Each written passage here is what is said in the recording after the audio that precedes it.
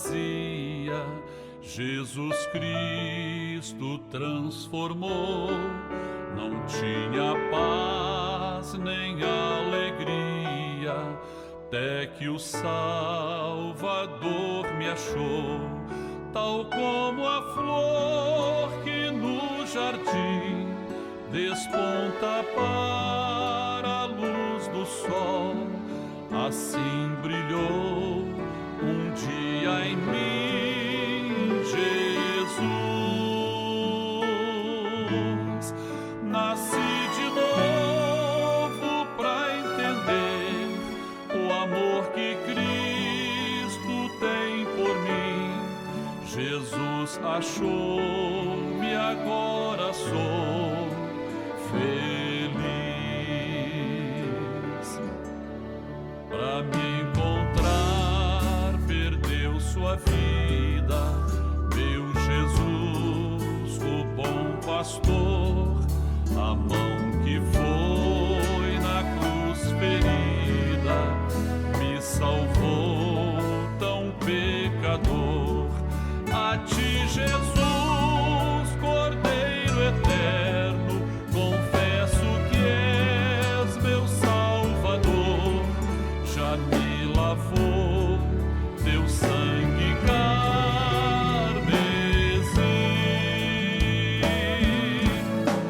Tão frágil, tão pequeno sou, cuida de mim com teu amor, como uma flor pequena em teu jardim. Como uma flor pequena em teu jardim.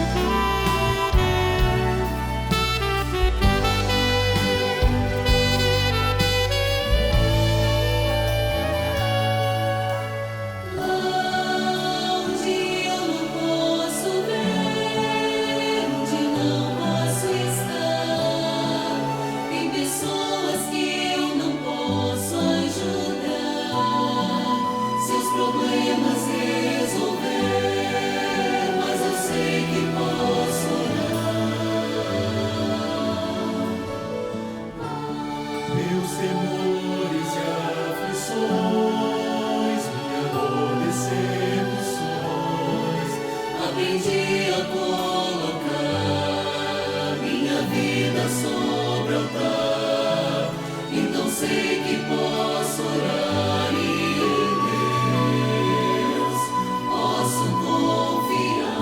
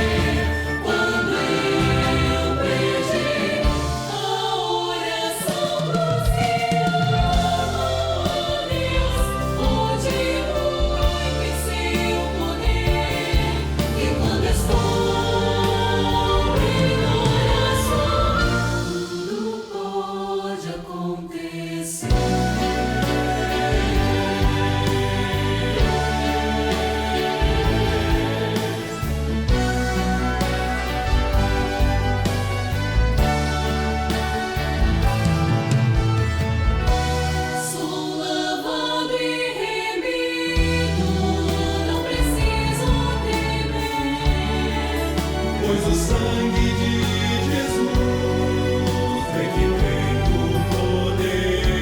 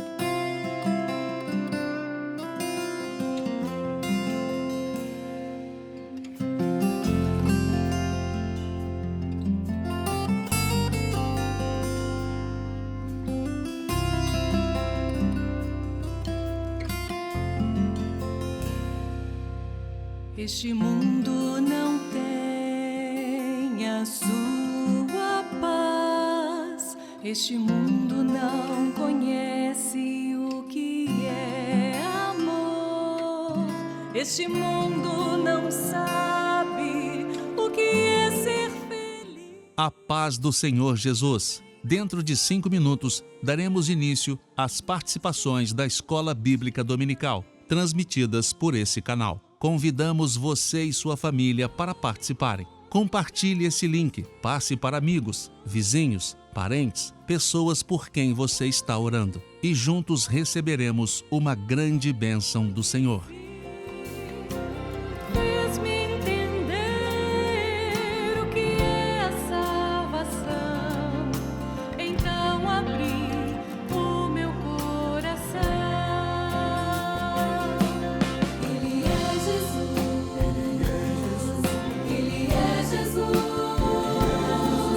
O amor verdadeiro que o homem pode ter.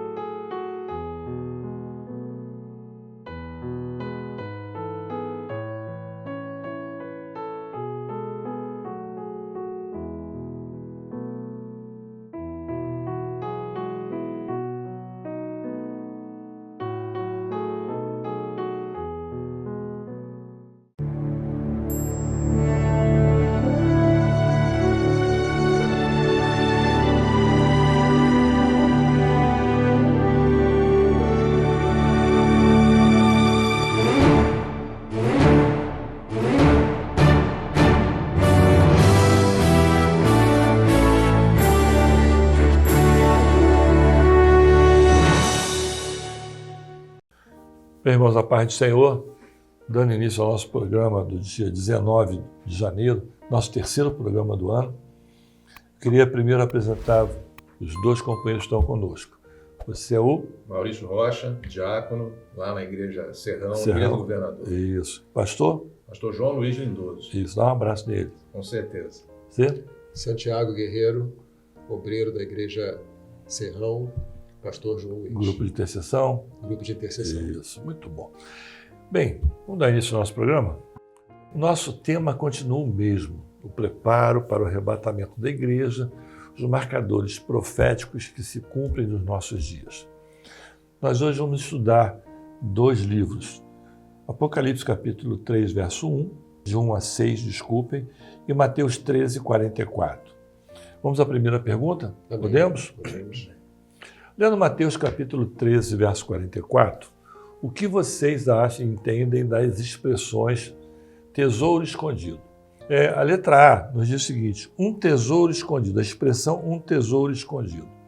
Eu queria, Maurício, que você começasse a nos falar, depois nós vamos fazer um comentário. Mas primeiro vamos ver o vídeo do Gustavo Guerreiro Carneiro, lá de São Gonçalo, Rio de Janeiro. Amém? Amém. Nós podemos dizer que o tesouro escondido é a própria palavra de Deus. Tesouro porque é aquilo de grande valor, e não há nada mais valioso para o homem do que a palavra do Senhor. E é um tesouro escondido porque você não encontra ele pela razão, mas você encontra pela revelação do Espírito Santo.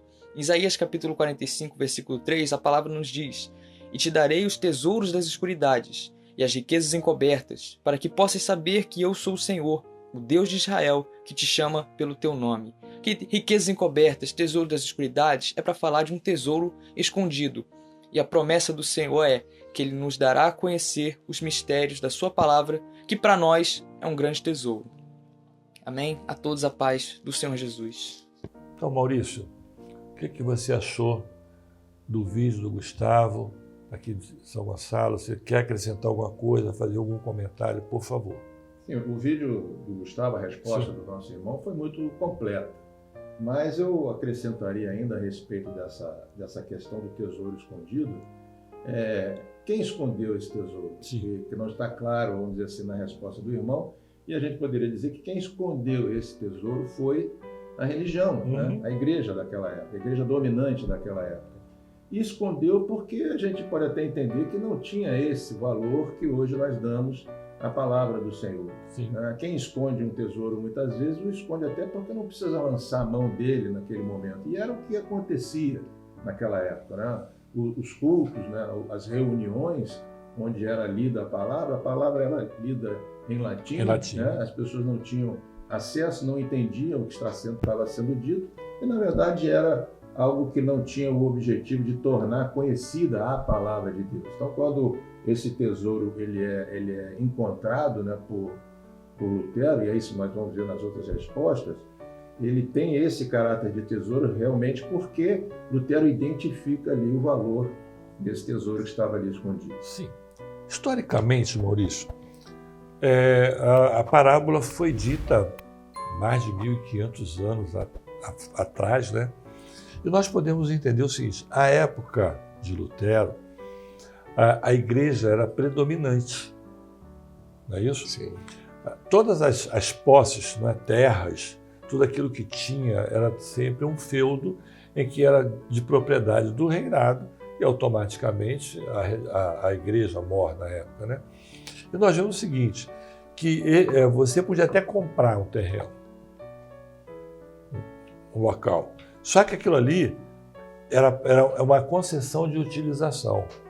Então, tudo que tinha naquela terra pertencia ao rei. Quando nós vemos aí a parábola do tesouro escondido, né, inclusive você falou antes da gente gravar, Isso. que era tudo de posse do rei e o que mais que acontecia? Tudo que o rei tinha era um usufruto. Não é? O rei ele concedia. Era uma concessão. Era uma concessão.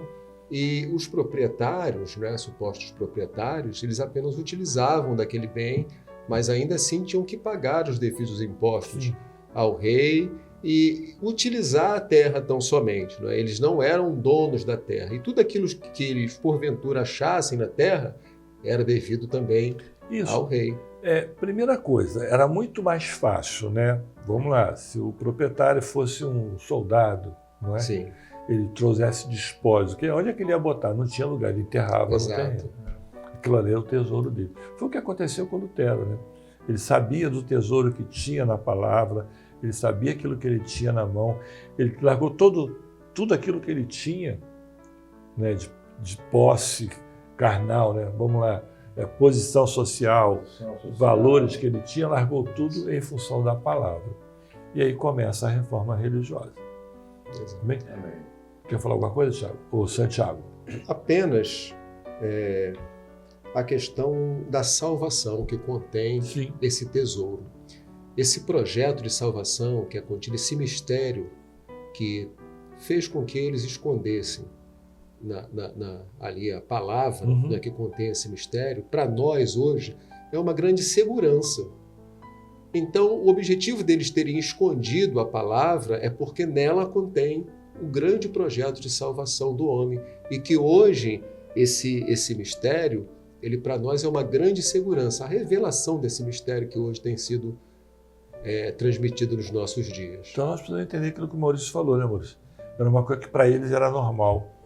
Sim, não havia interesse. Não né? havia interesse Não nenhum havia naquilo. E também não havia interesse em divulgar, né? Sim, Tá aí que Lutero começa a criar toda exatamente. a reforma. Porque as teses de Lutero até depois elas vieram a contradizer muitas das coisas que a religião praticava e Justamente. que não tinham base bíblica. Né? Justamente. Amém? Podemos seguir? Amém. A letra B, escondido num campo. Vamos ouvir aí o Patrick Teixeira, um amigo nosso lá de Caisté, faz parte do grupo Semente Preciosa. Vamos ver o vídeo, depois, Santiago, eu queria que você falasse, tá bom? Amém. Vamos ver? Lendo Mateus capítulo 13, verso 44 e meditando na expressão escondido num campo, entendemos que essa se refere profeticamente ao campo do interesse religioso. E no período da igreja de Tiatira, o interesse religioso predominou nas intenções e atuações de Jezabel, figura da igreja infiel. E esse interesse religioso se opôs, escondendo a verdadeira palavra de Deus do acesso das pessoas. Tudo isso no contexto do período da Idade Média, onde a palavra esteve realmente escondida nos mosteiros, né, e sem alcance da leitura por parte das pessoas, porque também estava escrita em latim, uma língua diferente da língua falada na época e no local, onde só os clérigos da igreja romana realmente tinham acesso a ela. A todos, a paz do Senhor Jesus. Vem? Vamos lá então, Santiago, o que você tem a falar aí sobre escondido num campo? Amém. O Patrick Teixeira, ele nos deixou uma resposta muito bem consolidada. Mas eu apenas faço uma colocação de que o adversário, ele já não mais queria acabar com a religião. O objetivo dele, na oportunidade, era impedir que o evangelho verdadeiro fosse proclamado.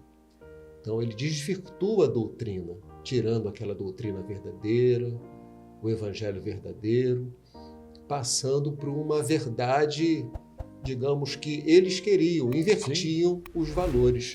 É esse pequeno comentário que eu gostaria de deixar. Amém. E você?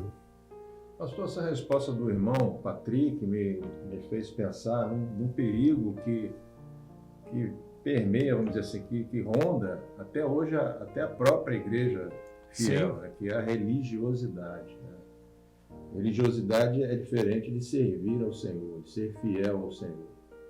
Então a gente observa que a religiosidade nada mais é do que colocar acima dos interesses de Deus os nossos próprios interesses, que era o que acontecia naquela época com a religião, interesses financeiros, interesses sociais, interesses políticos. Tudo isso era colocado acima da palavra porque simplesmente não se ouvia a voz do Espírito. Sim. E isso é um perigo até os dias de hoje, porque basta que eu faça isso uma vez na minha vida, eu vou estar, na verdade, enterrando esse tesouro como a religião enterrou. Sim. E aí, para desenterrar isso, é um pouco complicado, né? Porque a pessoa ela vai vamos dizer, cada vez mais achando que está no seu direito de pensar dessa forma e vai se afastando do verdadeiro propósito do Senhor. E aí a gente também se lembra, pastor, de como o Senhor está tratando a igreja nesses últimos tempos. A gente vem de um lema que era do ano passado, aquele que tem ouvidos, ouça o que o Espírito diz às igrejas. E hoje o Senhor já nos chama a fugir para salvar a nossa vida. Então, o que antes nós ficamos, vamos dizer assim, numa situação de contemplação, de atenção, vamos dizer assim, hoje... Os ouvintes, né? Os ouvintes, agora não, o Senhor requer de nós uma ação, para que isso não aconteça conosco, para que esse tesouro, que uma vez teve um grande valor na nossa vida, hoje para muitos está sendo enterrado. E enterrado sem que eles percebam, esse é que é o perigo, né? É interessante que os valores econômicos, valores sociais, religiosos, sociais, isso tudo foi, até houve influência. Mas eu acho o seguinte, que o valor financeiro, o monetário, foi o que influiu mais. A igreja queria tomar posse de tudo aquilo que estava em volta. Mas, como diz, né, a parábola, é um restante. Existia um que ainda estava fiel e que pôde fazer o confronto da palavra com aquilo que estava acontecendo. E ele se propõe a fazer isso, né? Ele perdeu tudo, mas ele foi fiel ao Senhor. E o Senhor espera hoje de nós isso, né? Porque você falou, às vezes a gente esconde a palavra dentro da nossa religião, da nossa vida, e não é isso. O Senhor quer todo dia revelar aquilo que tem na nossa vida, mostrar aquilo que nós devemos fazer. Amém. E o momento atual é esse, deixar o Senhor se revelar. Amém. É isso? Amém. Vamos então à outra letra, a letra C. O homem achou. Nós temos a resposta do ungido Marcelo Goulart, de Conde, na Paraíba. Nós vamos assistir. Depois, Maurício, você dá início à pergunta. Veremos a relação da expressão um homem achou com o lema de 2025. Inicialmente sobre o homem, o Senhor diz em Jó 7,17, que é o homem, para que tanto o engrandeças e ponhas nele o teu coração. A igreja daquela época representava muito bem um cristianismo deturpado e descaracterizado, dirigido por religiosos que se apartaram do Espírito Santo, desfiguraram a doutrina apostólica e perderam completamente a identificação com o mistério do Evangelho, a revelação. Mas, em meio aos interesses religiosos, Deus levanta um homem que estava inserido no contexto daquela época, o reformador Lutero, fazendo-o procurar e achar um tesouro que estava enterrado no campo dos interesses religiosos daquele cristianismo, a palavra de Deus. E foi esse tesouro que encontrou lugar no coração de Lutero, salvando a sua vida e o levando até um castelo forte, Jesus, em meio àquele deserto espiritual da época. Assim, da mesma forma que no passado a palavra se cumpriu na vida do homem que achou o tesouro escondido, Lutero, hoje, e até o arrebatamento, também se cumprirá na vida da igreja fiel o texto que diz: fugi, salvai a vossa vida, e sereis como a tamareira no deserto. Jeremias 48:6, o lema deste ano: a paz do Senhor Jesus. Vamos lá então, Santiago, você ou o Maurício? Maurício, vai. Pode falar. Amém? A resposta do ungido Marcelo, ela foi bastante abrangente, ele citou até o lema, né, desse ano, mas eu gostaria de só citar e reforçar algo que ele já disse a respeito de Martinho Lutero, que diz respeito a uma estratégia que o próprio Deus usou naquela época, que era usar alguém que era do meio ali, né, alguém que estava inserido ali naquele contexto.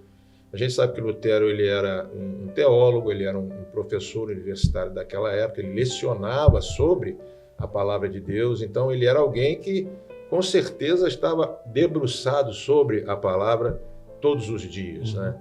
E eu entendo que o que o Espírito Santo fez na vida de Lutero foi fazer com que ele, ao ter contato com essa palavra, primeiro ele descobrisse a palavra da vida. Sim. A vida que há na palavra, e depois ele descobriu que a palavra ela é viva.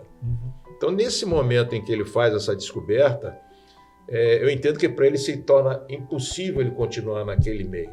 É impossível permanecer dentro daquele contexto, porque O campo religioso, o campo que nós já falamos antes, dos interesses políticos, econômicos, sociais, ele é um campo estéril, ele não produz salvação, ele não produz vida.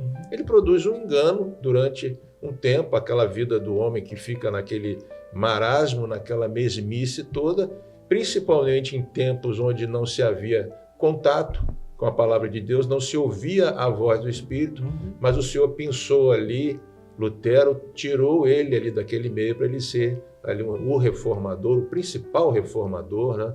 E eu acho que isso é uma abordagem interessante a respeito da figura de Lutero, porque ele é esse homem que achou esse tesouro. Eu acho interessante também, Maurício, é que Lutero ele tinha um desejo de conhecer Roma. E quando ele vai até, ele se decepciona, né? Sim. E aí começa eu estava até comentando com você, né? Se você tivesse a oportunidade de achar alguma coisa muito grande no seu terreno, onde você mora, as pessoas iam cobiçar aquilo. E as perseguições começariam. E foi o que aconteceu com ele.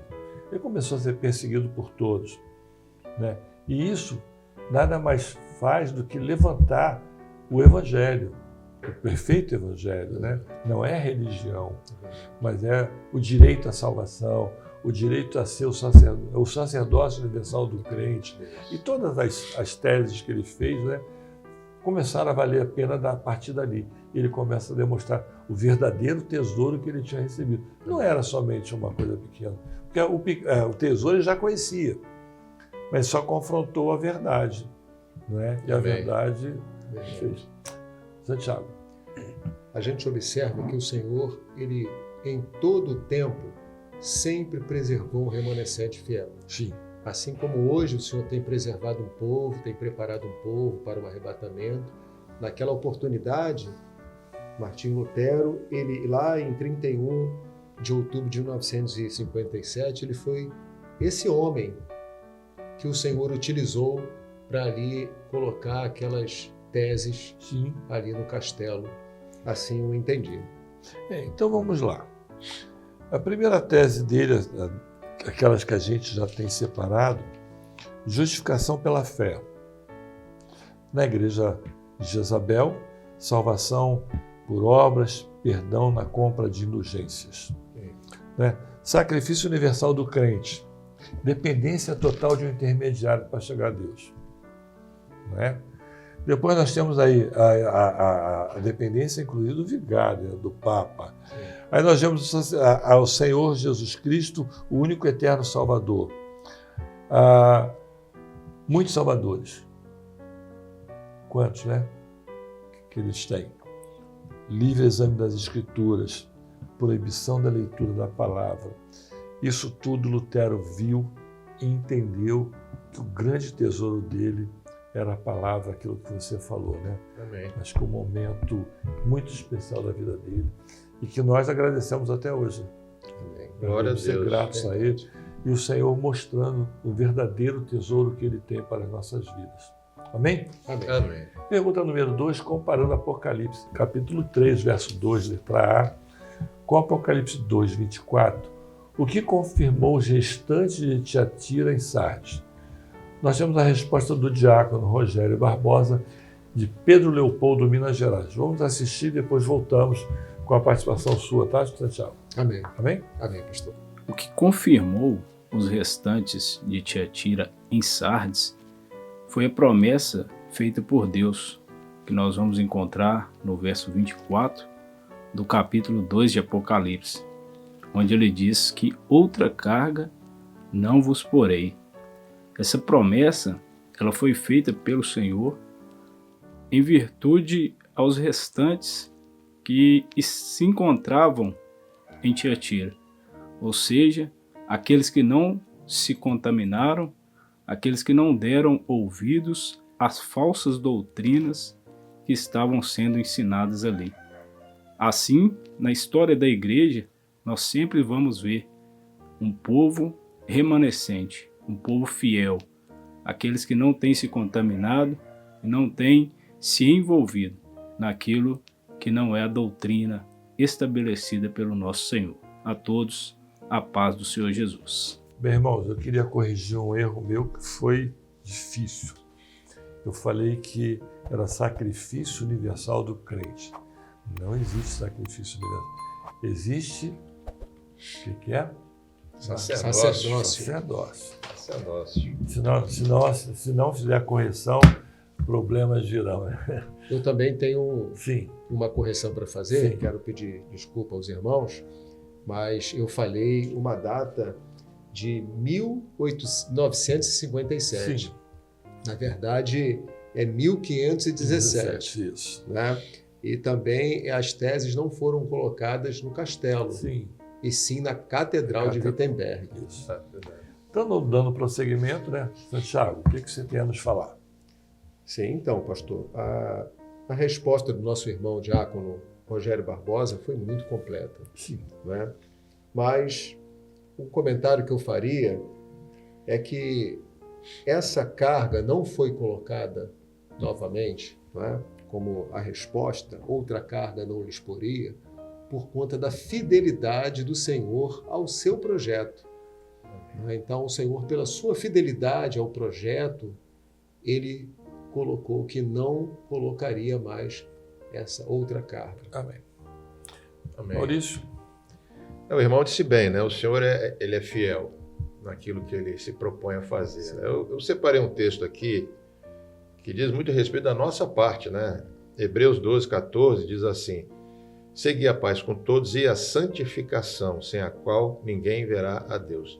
A nossa parte desse projeto é a santificação, ou seja, não se contaminar, que foi justamente o que fez com que eles fossem confirmados ali os restantes de Tiatira e de Sardes. Amém. Então a santificação, desde aqueles dias, desde aquele tempo até hoje, né?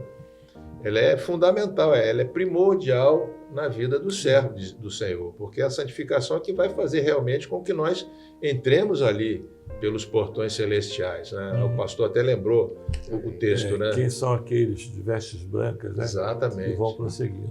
Exatamente. Mais alguma coisa? Amém. Então, pergunta número 3. Lendo Apocalipse, capítulo 3, verso 3a, o que caracterizou o comportamento da igreja em Sardes? O diácono Elimar Rodrigues, lá de Pernambuco, vai nos dar a resposta. A descoberta da palavra, né, este tesouro maravilhoso que estava escondido no campo do interesse do homem, no interesse religioso. Né, mas a palavra diz em Apocalipse capítulo 3a, lembra-te, pois, do que tens recebido e ouvido e guarda-o e arrepende-te. Amém, queridos? A todos, a paz do Senhor Jesus. Bem, Maurício, vemos aí a resposta do Elimar. Qual é o teu comentário ou acréscimo que você tem que fazer? Pastor, essa pergunta me trouxe a lembrança do Salmo 119, 105, que diz assim: lâmpada para os meus pés é a tua palavra e luz para o meu caminho. Sim. Eu acho que o que fez a grande diferença ali foi realmente aquilo que os remanescentes ali na igreja de Sardes, aquilo que eles guardaram no coração. A doutrina que eles tiveram contato, aquilo que eles ouviram da parte do Senhor, a própria palavra, né, que se tornou ali descoberta, revelada, eles não somente eles leram aquilo, tomaram ciência daquilo, assim como também ouviram, mas principalmente guardaram. E a gente lembra também que esse período em que tudo isso historicamente aconteceu, a Idade Média, foi considerado durante muitos anos, conhecido durante muitos anos, como a Idade das Trevas, né? Idade de pouquíssimo desenvolvimento humano, a expectativa de vida era muito baixa, a ciência não se desenvolvia, as relações sociais eram muito primitivas, mas quando a gente tem a descoberta da palavra, aí no sentido da revelação que veio através de Lutero, né, quando ele torna a palavra pública, a gente observa que há um desenvolvimento na humanidade, não somente na questão espiritual, do entendimento da salvação, mas também num todo, porque quase que simultaneamente houve a descoberta da imprensa. A imprensa fez, através de Gutenberg, fez com que a Bíblia fosse o primeiro livro impresso do mundo. Esse tesouro, então, ele começa a se multiplicar e atingir o mundo inteiro. Aí a gente vê depois disso, tem o iluminismo, a Revolução Industrial. E tudo isso que a gente vê hoje, né, começou exatamente nesse tempo. No grande descobrimento. No grande descobrimento que, na verdade, foi essa luz, essa lâmpada, esse farol que para nós está aceso até hoje e nos dá a direção que a gente quer seguir até aquele dia na eternidade do Senhor. Santiago? O livro de João 8,32 diz: conhecereis a verdade e a verdade vos libertará. Amém. Então, a descoberta da palavra na oportunidade foi um grande mistério para nós e ainda é para a igreja hoje. Não é? Trouxe uma libertação dos dogmas, dos conceitos filosóficos que até então passou a substituir a verdadeira doutrina. Então, eles passaram a viver dessa maneira. Não é? E tem até uma marcação que a gente colocou aqui. Sim. A luta é por meio da palavra. Sim. É somente a palavra. E voltando àquilo que tu falou, né? Ler, ouvir e guardar. Eu me lembrei do Salmo 119, 11. Escondi a tua palavra no meu coração para não pecar contra ti. Amém. E nós voltamos até o final do ano passado, não é? Quem tem ouvidos, ouça o que o Espírito diz às igrejas. Então, é lendo, ouvindo, guardando, né? Você pode ler, você pode ouvir, mas se você não guardar, não adianta nada. Nós precisamos fazer isso. Sempre. Ler a palavra, ouvir o que o Senhor tem dito, guardar, para entrar no nosso lema desse ano. Fugir e salva. Amém? Amém. Então nós vamos entrar agora no período das crianças, onde nós vamos pedir que as crianças cantem conosco o louvor. Amém? Amém.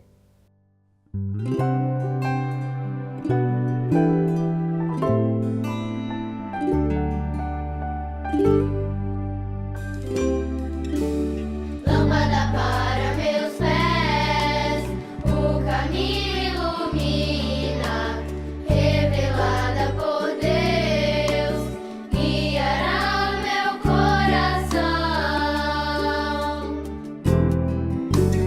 A Bíblia é um tesouro descoberto para aqueles que de Jesus estão perto. A minha Bíblia vou sempre ler para mais de Jesus conhecer. Quero amar tua palavra, guardá-la sempre em meu coração, ensinar as pessoas que só Jesus é a salvação. A Bíblia é um tesouro descoberto para aqueles que de Jesus estão perto. A minha Bíblia vou sempre ler para mais de Jesus conhecer. Glória a Deus, né? Voltamos Glória a aí Jesus. Amém. glorificando ao Senhor. Glória a Deus. Glória a Deus. Novamente, eu sempre repito, quando as crianças cantam e glorificam a operação de maravilha do seu meio da Aleluia. igreja. Glória a Jesus. Vamos aí então à resposta do Miguel de Souza e da Rebeca. Eu não vou fazer a pergunta porque os pais já fazem, as professoras também. Amém? Amém. O homem citado no texto escondeu o tesouro no campo e depois o comprou. Nós um dia também encontramos o Senhor e guardamos ele no nosso coração. Tiramos da nossa vida tudo aquilo que não agrada ao Senhor e colocamos os valores de uma vida eterna com Deus, para herdarmos nosso tesouro que é a salvação. A paz seja Jesus. Lendo Mateus capítulo 13, verso 44. O que faz o homem que achou o tesouro escondido num campo? Ele vai, vende tudo que tem e compra aquele campo. A paz do Senhor Jesus.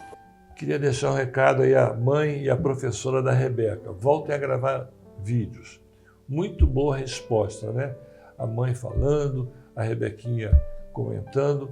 E também a você, Miguel, de Barra Mansa. Volte a gravar. É muito bom nós recebemos seus vídeos. Nós vamos então agora à pergunta da acessibilidade. Lendo Mateus capítulo 13, 44, é o mesmo texto, né? O que fez o homem que achou o tesouro escondido no campo. Nós temos aí as respostas da Maria Emanuele, de Água Branca, Paraíba. nós, Pernambuco, não é isso? E Abner Benjamin, de São Paulo. Vamos assistir o vídeo, depois voltamos. Maria Emanuele. Em Mateus 13:44, o que faz o homem que achou o tesouro escondido no campo? Então a resposta de Maria Emanuele nos diz: com alegria ele vai, vende tudo o que tem e compra aquele campo. Amém? A paz do Senhor Jesus. A paz do Senhor Jesus, Abner. Amém. Lendo Mateus 13:44, o que fez aquele homem quando ele achou o tesouro escondido no campo? Ele vai vender o campo. Tudo que ele tem. Compra o campo. Compra o campo, né? Então ele vendeu tudo que ele tinha e comprou aquele campo. Pai do Senhor Jesus. Eu queria deixar um recado para você, Maria Emília. Mamãe, volte a gravar. Não se deixe abater pelas dificuldades. Coloque a resposta no peitinho dela, responda, porque é isso que o Senhor quer na nossa vida. E Abner, uma graça, né? O Abner falando, comentando sobre a resposta.